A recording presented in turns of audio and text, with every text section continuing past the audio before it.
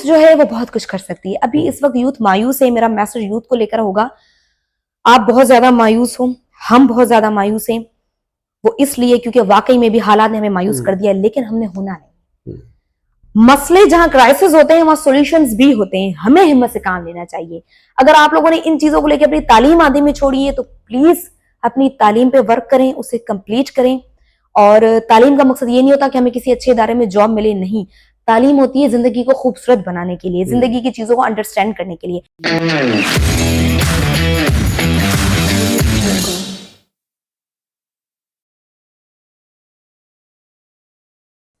बिस्मिल्लाहिर्रहमानिर्रहीम, अस्सलाम वालेकुम। आप देख रहे हैं पाक यूथ पल सई शेख के साथ और एक नए मेहमान के साथ। आज की हमारी मेहमान जो हैं वो सोशल वर्क में है, यंग सोशल वर्कर है और फरियाल बशीर उनका नाम है। और स्ट्रेट अप उनके पास जाते हैं, उनसे बातें करते हैं। Fariyal, thank you very much for coming to the podcast. जज़ाकल्लाह सर। और आप हमें एक तो ये बताइए कि ये आपको सोशल वर्क का ख्याल कहाँ से आया, कैसे शुरू किया, क्या कर रही हैं, क्या चैलेंजेस हैं, और थोड़ा सा अपना एकेडमिक और ब्रॉटअप ताकि देखने वालों को पता चले, प्लीज़। सर मेरी जो बेसिकली तालीम है, मैट्रिक जो इंटर, वो दोनों गवर्नमेंट स्कूल और गवर्नमेंट कॉलेज से है। अब गवर्नमेंट से मैंने क्यों हाईलाइट किया, एक तो मुझे अपनी तालीम भी बतानी है, और दूसरा ये कि मेरा ये जो सोशल वर्क है उसका जो ओरिजिन है वो वहां से बहुत कनेक्टेड है स्कूल लाइफ से। ठीक है। स्कूल लाइफ में भी 7 स्टूडेंट्स हैं। अब वहां पर चूंकि मैं खुद एक मिडिल क्लास फैमिली से ताल्लुक रखती हूँ, और हमारी जो तालीम है जब गवर्नमेंट स्कूल में हुई तो उस वक्त ये था कि वहां मेरे साथ जो दूसरे स्टूडेंट्स थे, ऑब्वियसली उनका भी ताल्लुक लेबर क्लास या मिडिल क्लास फैमिली से था, वो नहीं अफोर्ड कर सकते थे प्राइवेट, जब भी वो गवर्नमेंट में पढ़े। अच्छा, उसमें हमने एक चीज नोट की कि बहुत सारी ऐसी लड़कियां हैं, मैं आपको एक बहुत छोटी सी मिसाल दूंगी। स्कूल में क्लासेस स्टार्ट होने से पहले असेंबली होती है, और जब असेंबली खत्म होती है, बच्चे क्यू बना के क्लासेस में जा रहे होते हैं, तो उस वक्त चेकिंग होती है कि बच्चे को यूनिफॉर्म प्रॉपर है या नहीं, शूज वो रिक्वायरमेंट के हिसाब से पहन के आया है या नहीं, ये वो सारी चीजें। उस वक्त बहुत ज्यादा ऐसी स्टूडेंट थी, मेरी क्लासमेट, मेरी स्कूलमेट, वो या तो जानबूझ के लेट आती थी या मजबूरन उन्हें उनकी जो चीजें हैं वो पूरी नहीं होती थी यूनिफॉर्म की, तो उन्हें बाहर खड़ा रहना पड़ता था। और ये चीजें मैं देखती थी। अब उसकी प्रॉब्लम ये थी कि भाई बिल्कुल स्कूल वालों ने जैसा ब्लैक शूज का है वैसा हम नहीं ले पाए, हमारे पास घर में जो सादा सा इस कलर का कपड़ा था हम वो पहन के आए हैं। अच्छा, यूनिफॉर्म जो है वो मोस्टली बच्चे जो होते हैं जो अफोर्ड कर सकते थे वो 2-2 3-3 यूनिफॉर्म रखते थे कि चलो एक खराब होगी तो दूसरी। ऐसी फैमिली भी थी जिनकी बच्चियों को 3-3 4-4 साल, यानी 7 से लेकर अगर मैट्रिक तक की मेरी तालीम है तो बहुत ज्यादा ऐसी बच्चियां थी जिन्होंने 3-3 साल तक अपना यूनिफॉर्म ही नहीं चेंज किया था। अच्छा जी, जैसे कपड़ा चेंज होता है ना, वो कपड़ा खराब जाता है, ये वो। अब ये वो छोटी छोटी मिसालें, अब सुनने वालों को लग रहा होगा it's a normal, but it's a not normal as such as you are getting it. Why? अच्छा, मैं हूं, मैंने ये चीजें बड़ी नोट होती थी मुझे, मैं करती नहीं थी, मैं ये नहीं कहूंगी कि मैं करती थी, वो हो जाती थी। दूसरा ये कि ब्रेक टाइम में क्या होता था कि हम अपनी हमारे पास पॉकेट मनी होती है, हम क्लासेस से बाहर निकलते हैं, चीजें खाते हैं। बहुत ज्यादा बच्चियां एक्सक्यूजेस करती थी, वो बैठी रहती थी, नहीं यार मेरी तबीयत सही नहीं है, मुझे होमवर्क करना है, नहीं नहीं ब्रेक के बाद टेस्ट है, हमें पढ़ना है। अब नॉर्मली हम जो स्टूडेंट थे वो नॉर्मल ले लेते थे कि ठीक है, पर मुझे होता था कि नहीं शायद कुछ प्रॉब्लम है, उसका चेहरा बता रहा है कि कुछ हो रही। और उनकी प्रॉब्लम ये होती थी, जो मैंने अंदाजे लगाए और बाद में वो सही भी निकले, कि उनके पास इतनी पॉकेट मनी भी नहीं होती थी कि वो बाहर निकल के कुछ खा ले वहां। मैट्रिक तक हमने ये चीजें की। अच्छा, ये मैंने चीजें देखी। अब ये चीजें 7 और 8 में इससे पहले की हालांकि, लेकिन 7-8 से बकायदा इन चीजों को मैंने गौर करना की शुरू किया था। मैं घर आके अपने वाले से डिस्कस करती थी कि ये चीजें, वो चीजें, ये वो। तो हम अच्छा, ये होगी स्कूल लाइफ का, ये एक था कि यार ऐसे लोगों के लिए कुछ करना चाहिए हमें।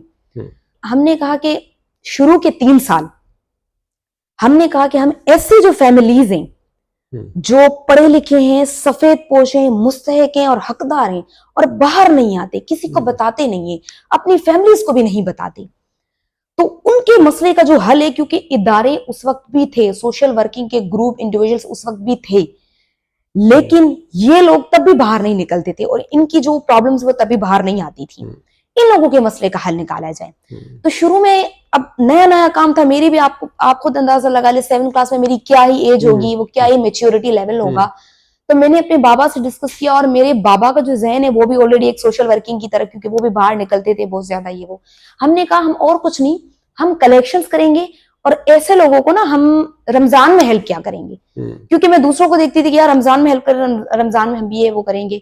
तो 3 साल हमने ईद के कपड़ों और रमजान के राशन पे कम किया, लेकिन 3 साल के बाद मैंने इस प्रोजेक्ट को कैंसिल किया। मैंने कहा नहीं देंगे हम राशन, हम ईद के कपड़े भी नहीं देंगे। क्यों? पहली बात, ये उनके मसले का हल नहीं है, ये सफेद पोश लोगों के मसले का हल नहीं है। दूसरा, सफेद पोश लोगों का हल तब होगा ना जब सफेद पोश बंदा लेने आएगा। हमारे पास तो सफेद पोश लोग लेने ही नहीं आ रहे थे। हमारे पास तो पता नहीं कौन कौन आ रहा था, जो मुझसे भी ले रहा था, मेरे बराबर वालों से भी ले रहा था।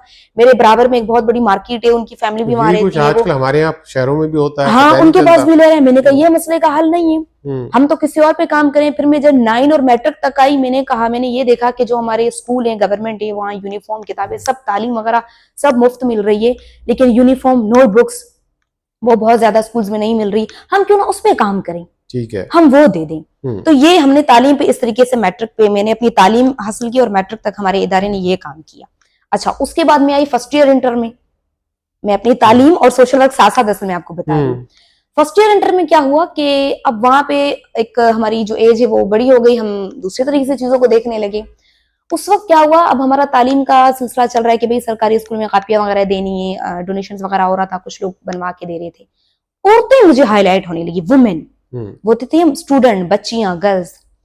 अब औरतों में क्या था कि इस तरीके से केस आने लगे, क्योंकि जब हमने ये इस पे काम किया ना, बच्चों को यूनिफॉर्म और नोटबुक्स देना, तो हमारे पास औरतें भी आने लगी कि बेटा अगर कोई काम हो आपके इदारे में कोई, तो हमें बताइएगा। अच्छा, हमने अब औरतों की ऑब्जर्वेशन से स्टार्ट हो गई। औरतों में वो औरतें डिवोर्स, खुला याफ्ता, बेवा, छोड़ के चला गया उनका हस्बैंड, कमा नहीं रहा, या कमा रहा है तो खर्च पूरा नहीं हो रहा, प्राइवेट नौकरी है, रिटायर आदमी है, खर्चे बहुत ज्यादा। उस वक्त भी, यानी 4 साल मेरे मास्टर्स को हो गए, 100 यानी 8 साल पुरानी बात बता रही हूँ मैं आपको। उस वक्त भी हालात खराब थे, बहुत ज्यादा। मिडिल क्लास लोगों के खराब थे, सफेद पोश के, ये भीख मांगने वाले, या नॉर्मली जो वैसे भीख नहीं मांगते रोडों पे खड़े होके, लेकिन वैसे जो घरों में जाना, ये इनके लिए, इनसे तो मुझे सख्त नफरत है, बहुत ज्यादा नफरत है। तो उस वक्त भी मिडिल क्लास, सफेद पोश, बार बार मैं रिपीट करूंगी, हकदार, हकीकी हकदार। अच्छा, वो जो औरतें पढ़ी लिखी, बाकायदा पढ़ी लिखी, और ऐसी औरतें जिनका अगर हम बैकग्राउंड देखें, बैकग्राउंड से मतलब ये कि शादी से पहले की उनकी जो लाइफ है, उनकी जो फैमिली है, जबरदस्त, एक्सीलेंट। शादी हो गई, अब लक को कौन देखे, 2 साल बाद, 3 साल बाद, 4 साल बाद बच्चे हो गए 3-4। अब भाई मियाँ के, मैंने अभी आपको जो मसले बताया, आपको डिवोर्स वगैरह, या दूसरे हैं किसी फेल में पड़ गया आदमी, या कोई खर्चा नहीं दे रहा, 2-3 साल में शादी टूट गई। अब वो औरत कहाँ जाए, वो कहाँ जाए? इसको तो प्लीज इतना हाईलाइट करें देखने वाले, वो औरत, ऐसे ऐसे केसेस हैं। आप एक एक्टिव सिंधी सोशल वर्कर हैं और एक अच्छी मिसाल है उन लोगों के लिए कि जो ये काम करना चाहते हैं, कर रहे हैं। और सिंध की इंटीरियर, हमारी जो देहात हैं, गाँव हैं, उनके अंदर जिस तरह के मसले मसाइल हैं, आप उनको बहुत अच्छी तरह समझती हैं। तो साथ साथ हमें ये भी आप प्लीज़ अपनी इस एक्सपीरियंसेस जो आपके हैं उसमें हम वुमेन एम्पावरमेंट पे भी कुछ बताइएगा कि उनको कैसे, पहले तो आइडेंटिफाई करें किस तरह की ख़वातीन को हम एम्पावर कर सकते हैं, और अगर कर सकते हैं तो सोशल NGOs इसमें क्या कंट्रीब्यूट करें, और फिर बिलखुसूस आपकी बात है कि आपने उस पर क्या काम किया, तो उस पर भी ज़रा हमें साथ साथ बताएं। लेकिन आप एक बेहतरीन मिसाल है उन सब यंग बच्चों के लिए और उन सब यंग वॉलंटियर्स के लिए कि जो स्कूल लेवल से ही आपको ये थॉट थी कि कुछ काम करना चाहिए, रिसोर्सेज आपके भी नहीं थे, प्रॉब्लम्स आपके साथ भी थी, लेकिन आपने अपने प्रॉब्लम्स को प्रिवेल नहीं होने दिया, बल्कि आपने उन चीज़ों पे फोकस किया जहाँ शहरों में बैठे हुए हमारे जैसे लोग भी नहीं पहुँचते। अच्छा सर, वुमेन एम्पावरमेंट में अभी जो मैंने बात की ना, ख़वातीन के मसले, उसको कनेक्ट करते हुए चलेंगे। हम ये चाह रहे थे कि जो औरतें पढ़ी लिखी हैं, अच्छी तालीम याफ्ता हैं, उनके लिए मार्केट्स में स्पेस है फिर भी उस वक्त, अभी वो भी खत्म होता जा रहा है। वो क्यों? वो आपने देखा होगा कि मर्दों के लिए जो रोजगार के मौके हैं वो ही कितने कम हो गए हैं। थोड़ा कंडीशंस इकोनॉमिकली जो क्राइसिस आ गए हैं माशरे में, उसने जकड़ के रख दिया है। सही कह रही है, मर्दों के लिए नहीं अपॉर्चुनिटीज तो। अब औरतों में अगर हम वुमेन एम्पावरमेंट की बात करें तो हमने जिस पे वर्क किया या हमने जिस तरीके से मसलों को आइडेंटिफाई किया या उनके मसलों के हल किया है, क्योंकि प्रॉब्लम्स का हल है अगर प्रॉब्लम नेचुरल है तो, बाकी आर्टिफिशियल का कोई हल नहीं है। यानी जो हमने क्रिएट किए गए हैं उनका तो हल है नहीं, कुदरती मसाइल का हल है। अब वुमेन एम्पावरमेंट में अब ये इशू है कि जो औरतें एजुकेटेड हैं, अब उनके लिए उस तरीके की जॉब, फिर भी वो होता है कि आप तालीम याफ्ता हो, आपके लिए रास्ते हैं।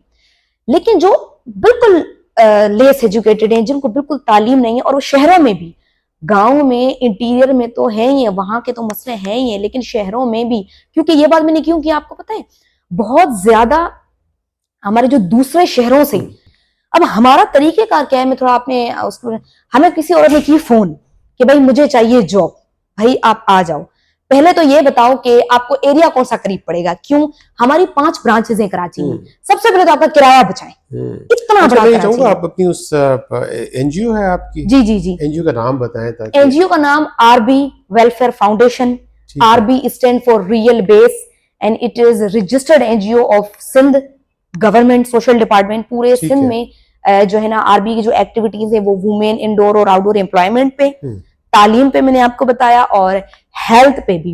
हेल्थ पे ये है कि हमारे 2 प्रोजेक्ट जो अभी स्टार्ट होने वाले हैं, एक नूरियाबाद और एक सिजाज रेस्टोरेंट की बैक साइड पे हॉस्पिटल का, लेकिन अनटिल एंड अनलेस वो स्टार्ट हो, हेल्थ पे आरबी की क्या कोऑपरेशन है।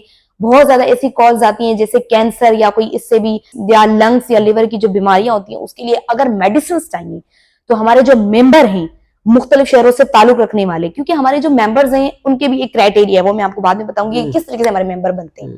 तो उनका ये कॉर्पोरेट आता है कि मेडिसिन राइट नाउ आरबी की तरफ से इस तरीके की जो बीमारियों से जो लोग अल्लाह पाक उनको शिफा दे हैं, ये हेल्थ पे आरबी का काम है। अच्छा, हम बात कर रहे थे वुमेन एम्पावरमेंट पे। अब ये है, औरत को सामने बिठाया, सर आप बताओ तालीम कितनी है? सर नहीं है तालीम, मैट्रिक है, 8 है, 12 है, या जो भी है। आपको आता क्या है? सिलाई आती है, खाना बनाना आता है, और खाने पीने की चीजें पैक करवाएं वो आती हैं। वो नहीं आती तो कोई मसला नहीं, वो हम आपको ट्रेन करके सिखा देंगे, ठीक है। सिलाई में अगर आपको वैसे बाकायदा जो ऑफिशियल सिलाई होती है नहीं आती, कोई बात इशू नहीं है, कट पीस होते हैं छोटे छोटे टुकड़े, आप वो काटो, वो हम आपको समझाएंगे, उनको सिर्फ जोड़ना है आपको। ये हाँ सर ये तो कर लूंगी, ठीक है। खाना किस तरीके का बना लेती हो? अब ये सारे काम हो गए ना। अब सबसे पहले आते हैं पैकिंग वाले में। भाई तुम्हें ना छोटी छोटी खाने पीने की चीजें, निम्को, ड्राई फ्रूट, ड्राई मसाला, क्यों? जो ड्राई मसाला वगैरह होती है ना, ये जो हम खाने में गरम मसाला यूज करते हैं, ये चलता बहुत है सर।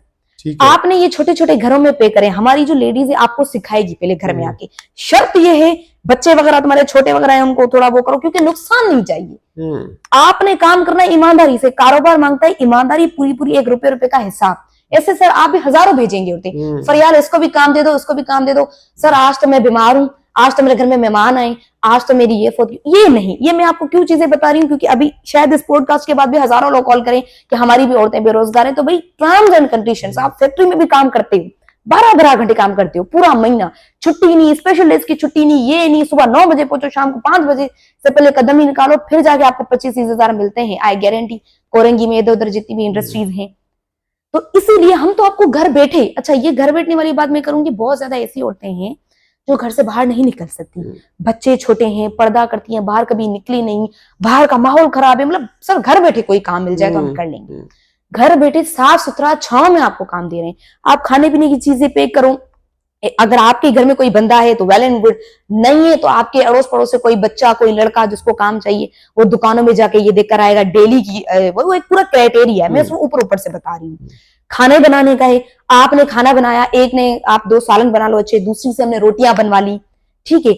दूसरा जो बंदा है आपके घर से लेके आ जाएगा। अब हमारा जो बंदा है वो एरिया में, ये मैं आपको एनजीओ की वर्किंग बता रही हूँ सर, जो हम काम दे रहे हैं, वहां पे उसको स्टॉल लगाना है, या फिर हम ये देखते हैं कि एक औरत है, उसके इर्द गिर्द कोई पेट्रोल पंप है, कोई मोबाइल मार्केट है, कोई बिल्डिंग है, वहां ऑफिस होती है, बुकला की ऑफिस हो गई, दूसरे एजेंसी स्टेट एजेंसी की ऑफिस हो सके, वो सब हमारा बंदा देख के आएगा।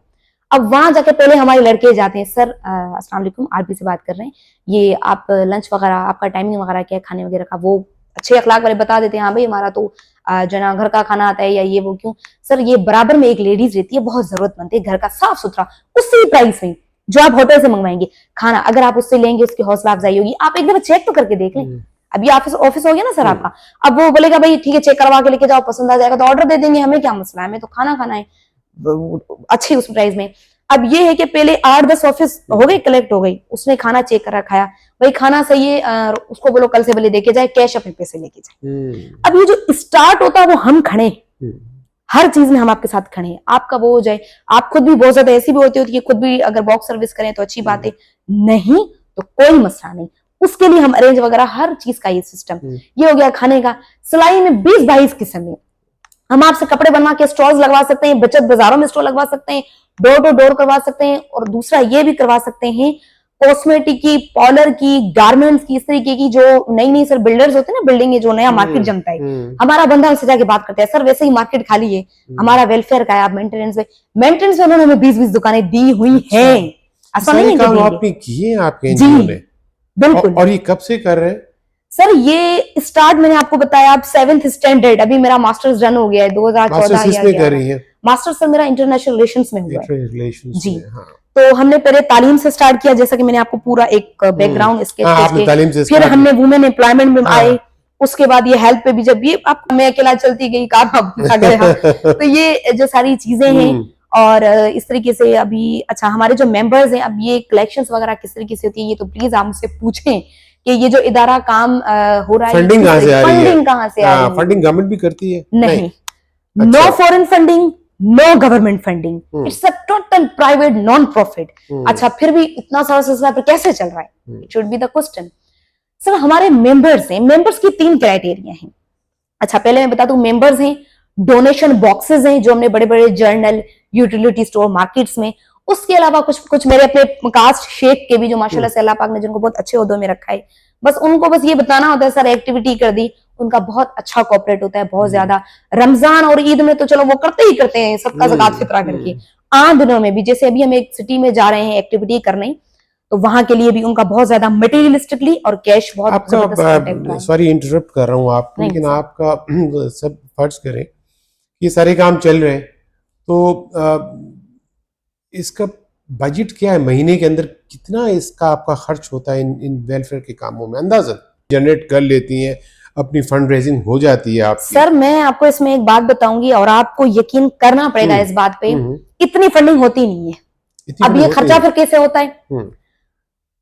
मुझे था शौक, मुझे है शौक, मेरे साथ जो जुड़े हैं लोग, शायद मेरी एज देख के कि बच्ची और उसके जो काम है वो इस तरीके से, वो भी मेरे शौक में आ गए। अब उनका ये शौक में की है कि हमारी जितनी बजट तो आ रही है उससे ज्यादा, मतलब मेरे को अपना भी जो था मैं उसमें लगा लेती हूँ।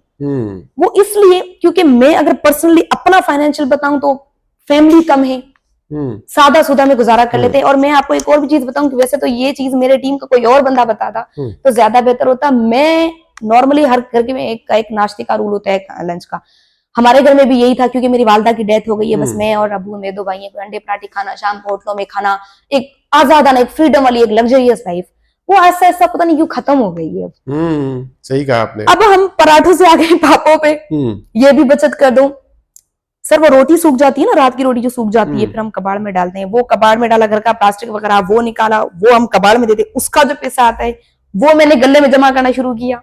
जो बातें आप बता रही हैं ये इतनी मोटिवेशनल है हमारे देखने वालों के लिए, और आप जैसे यंग बच्चों के लिए जो इतना एफर्ट कर रहे हैं, और फिर ये काम दिल से होता है ना, जब आप किसी चीज़ को दिल से करना चाहते हैं तो आपको मोटिवेशन की ज़रूरत नहीं होती, फिर आप कर गुजरते हैं, फिर आप प्रॉन्स एंड कॉन्स नहीं देखते, आप देखते हैं बस ये करना है। तो मैं तो बड़ा ऑनेस्टली बड़ा हैरान हो रहा हूँ आपकी ये बातें सुन के कि इतना स्कोप ऑफ योर सर्विसेज, जहाँ जहाँ आप जाती हैं, काम करती हैं, पैसे उनके लिए जमा करना, जनरेट करना, और कुछ साथी ऐसे आपके साथ होंगे डेफिनेटली जो इस नोबल कॉज में आपके साथ खड़े हैं, तो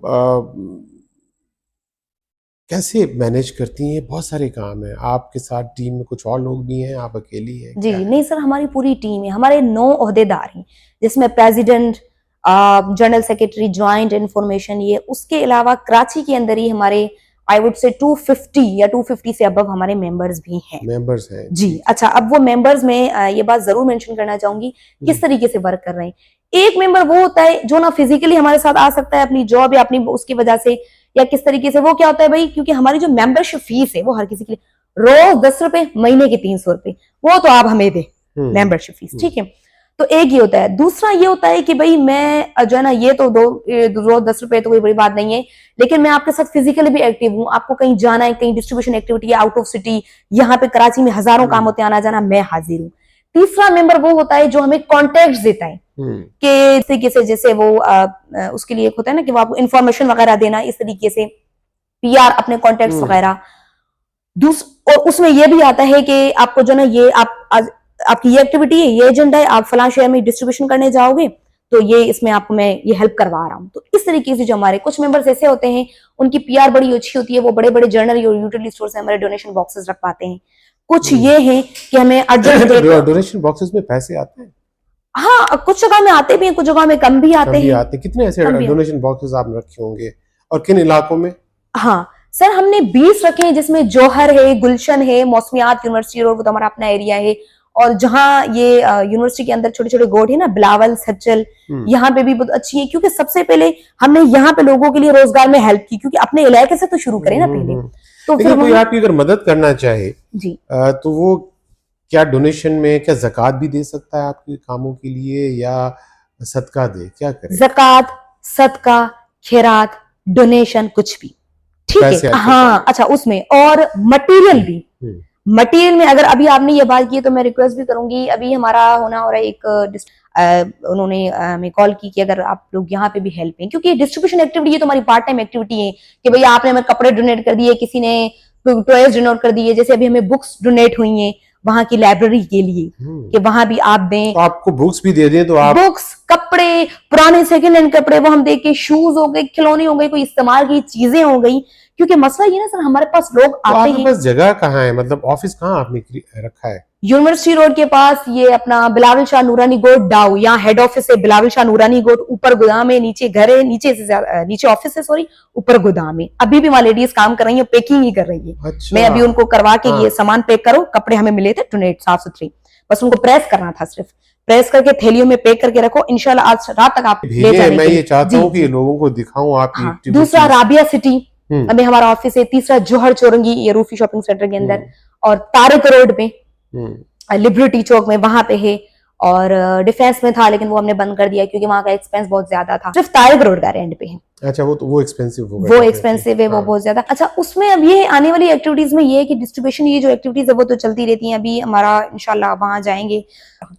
तो ये जो डिस्ट्रीब्यूशन एक्टिविटीज है ये तो एक पार्ट टाइम है, मैं ये चीज भी अपनी बात को खत्म करूंगी, लेकिन वैसे आरबी का जो मकसद है, वुमेन एम्पावरमेंट, औरतों को अपने पैरों पे खड़ा करो, सफेद पोश और हकीकी लोगों की मदद करो जो ये चौराहे पे खाना खाने वाले इदारों में नहीं जाते, जो घरों से बाहर नहीं निकलते। और खुदारा अगर कोई मिडिल क्लास बंदा आपके पास आ रहा है ना, जैसे हमारे पास आते हैं, उनका लुक अच्छा होता है, हम जज करते हैं इसको क्या जरूरत है, 25,000 का हाथ में मोबाइल है, इसको क्या जरूरत है। अरे भाई, मोबाइल उसकी जरूरत है सर, स्टूडेंट्स को ये कहा जाता है, मैं यूनिवर्सिटी के हूँ, 25,000 का तो आपके हाथ में मोबाइल है, आपको क्या जरूरत है।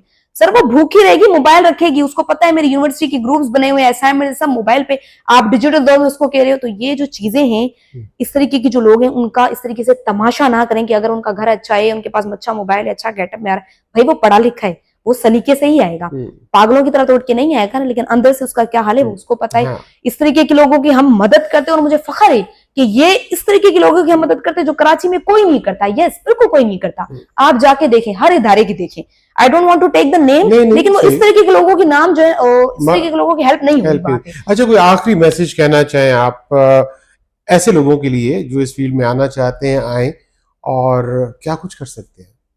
यूथ जो है वो बहुत कुछ कर सकती है। अभी इस वक्त यूथ मायूस है, मेरा मैसेज यूथ को लेकर होगा, आप बहुत ज्यादा मायूस हो, हम बहुत ज्यादा मायूस हैं। वो इसलिए क्योंकि वाकई में भी हालात ने हमें मायूस कर दिया है, लेकिन हमने होना नहीं। मसले जहां क्राइसिस होते हैं वहां सॉल्यूशंस भी होते हैं, हमें हिम्मत से काम लेना चाहिए। अगर आप लोगों ने इन चीजों को लेकर अपनी तालीम आधे में छोड़ी है तो प्लीज अपनी तालीम पे वर्क करें, उसे कंप्लीट करें। और तालीम का मकसद ये नहीं होता कि हमें किसी अच्छे इदारे में जॉब मिले, नहीं, तालीम होती है जिंदगी को खूबसूरत बनाने के लिए, जिंदगी की चीजों को अंडरस्टैंड करने के लिए। आप और भी बहुत कुछ कर सकते हो, रिस्क कोई भी हो, जस्ट हलाल का हो। ऐसा नहीं है कि अगर मैंने मास्टर्स किए तो मुझे, जैसे मैं अभी भी करती हूँ, मुझे जॉब ही चाहिए, मैं कुछ और भी कर सकती हूँ। जैसे अगर मेरा बिजनेस माइंड है तो मैं बिजनेस में जाऊं, हर मेरा है नहीं लेकिन जिन लोगों का है, तो प्लीज इस तरीके से अपनी चीजों को लेके चलें और जिक्र करें। अल्लाह पाक आपकी मदद करेगा। थैंक यू, बहुत बहुत शुक्रिया, बहुत बहुत शुक्रिया। और इंशाल्लाह किसी और एपिसोड में आपको हम फिर दावत देंगे। इंशाल्लाह। Thank you.